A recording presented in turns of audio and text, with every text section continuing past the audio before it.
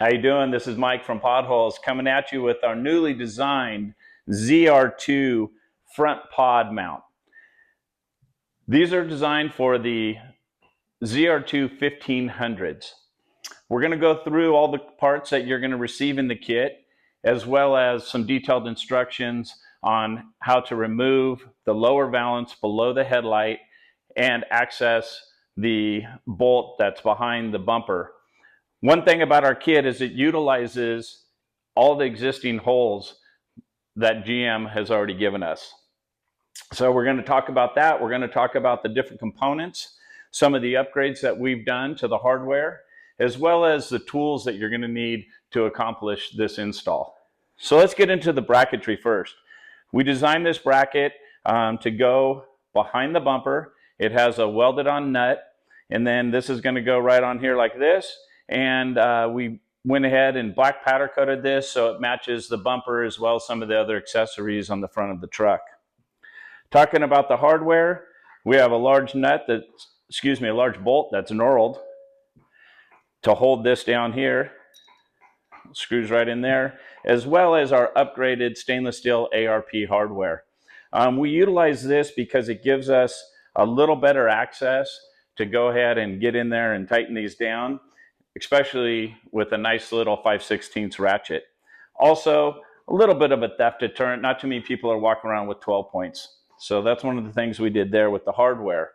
As far as the light goes, we're utilizing the Baja Designs XL80 Sport. This is the moto-minded light, otherwise known also as a linkable.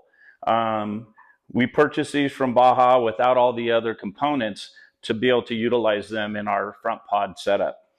We went ahead and upgraded all the connectors on these to Deutsch.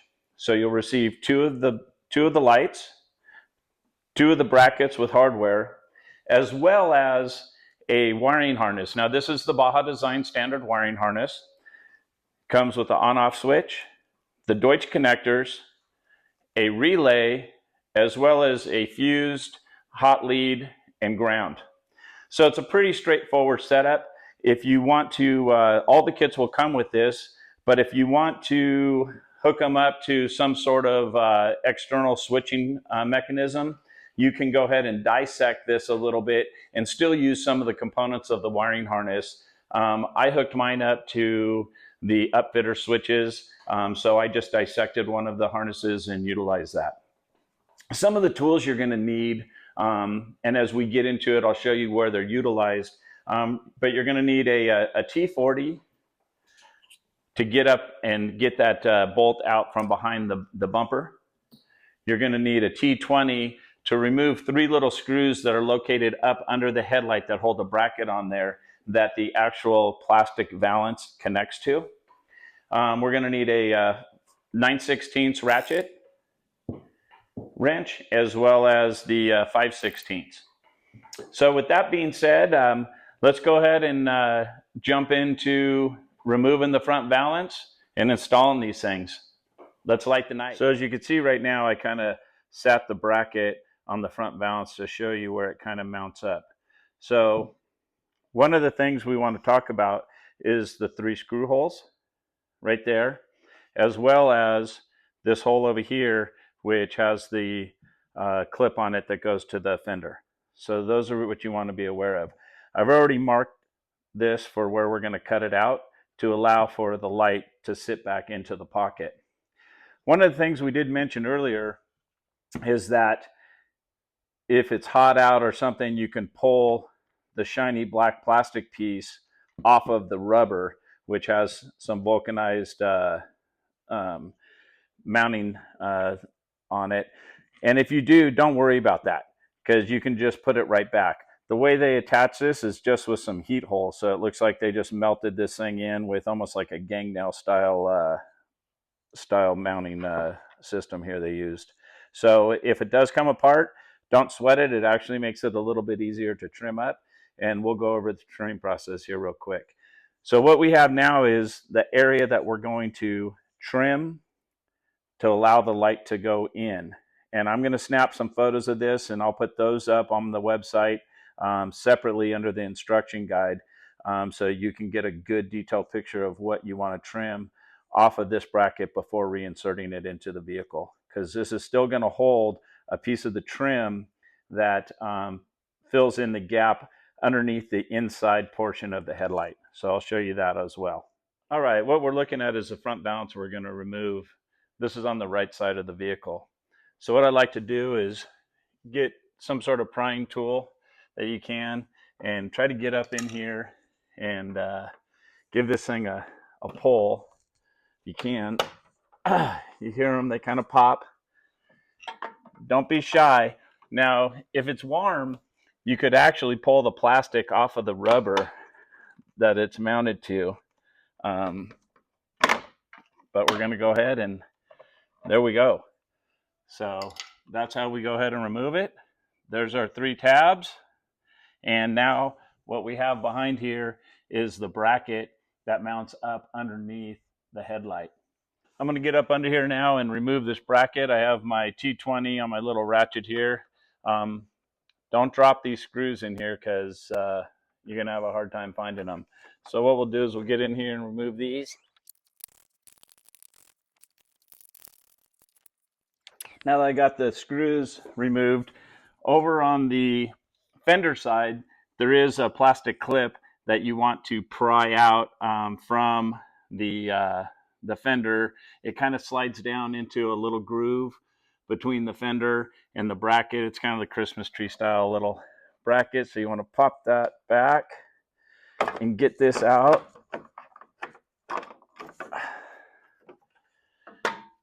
And then we have the bracket that's mounted to the bottom of the headlight. So we're going to go over to the bench and talk about some of the components on this part here. So here are the 2 pieces that we trimmed up. I'm getting some help over there. Go ahead and leave my screws there, please, sir.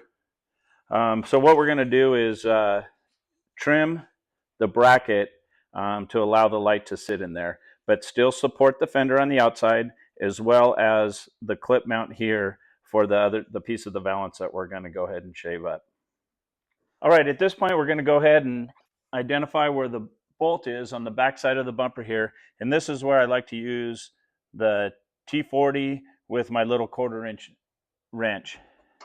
Let's get in here.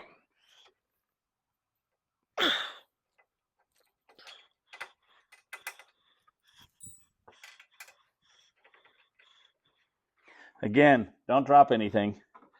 It goes down into the no man's land. All right, so we got the bolt out. If you see, there's also a shoulder on that bolt, and we built our bracket for that to slide into. So what we're going to do at this point, take this right here, and we put that right in there like that.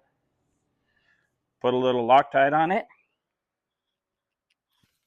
And then we slide this right back in.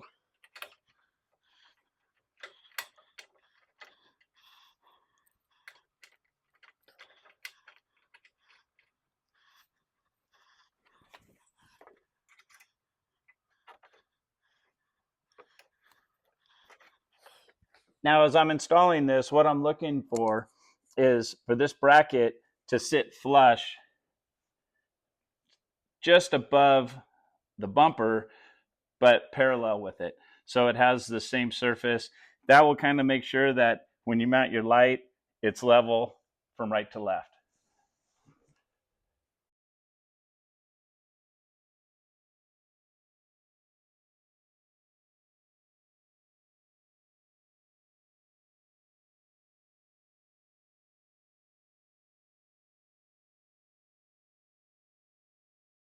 So as we were talking about, here's a piece of the valance that I retained, and that's going to go underneath the headlight and fill in that void that's left after we install the pod. So as you can see, all I did was just trim it right here and then kept some of the rubber portion as well and trimmed it down. Now this is going to be a preference on how much of it you want to try to retain, but I thought that this piece here, fills in the void and does what we need to do.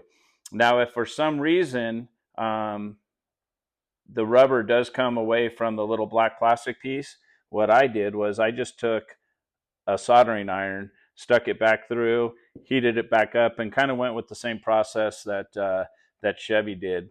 I also hit this with the soldering iron as well, so this doesn't wiggle around as much, and that allows this to sit in there a little firmer and a little more solid on the install. So with those two things, we're going to want to trim this up. Again, kind of preference, but you can see I followed the line here all the way down, and then as far as trimming the mount underneath, we're going to go ahead and put that on the website so you guys will know what to do on that. Now, the next thing we're going to want to do is we're going to want to talk about installing the wiring harness at this point. So we've got everything removed from the vehicle. We want to install the wiring harness and leave a little bit of a pigtail hanging out so you have enough to hook up the light. All right, we're going to go ahead and locate our wire, plug this guy in, push our wire back in there, grab our ARP hardware.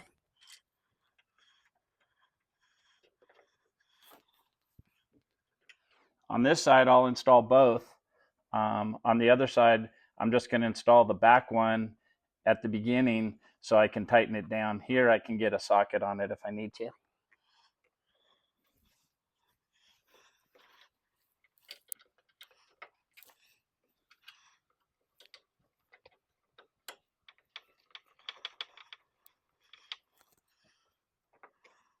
So we got our adjustments. We can get in here and get that set up where we want it. Once we kind of figure out where everything is, if you have to, you may have to pull it back out and kind of look at it and play with it a little bit to get all this stuff tightened down.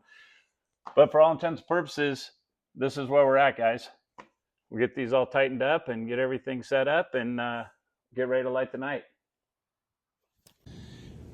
Now that we got the light all mounted up, we're going to kind of want to look at a couple things. So these two bolts on this side, two ARPs, they're difficult. So get this thing snugged up, rotate it out, figure out kind of where you want it, snug those down, swing it back into place, and get in there with the ratcheting wrench and tighten those up. Then what we want to do is stick our little piece back in here, get that little rubber molding back over the edge. And there you go. Potholes front light kit.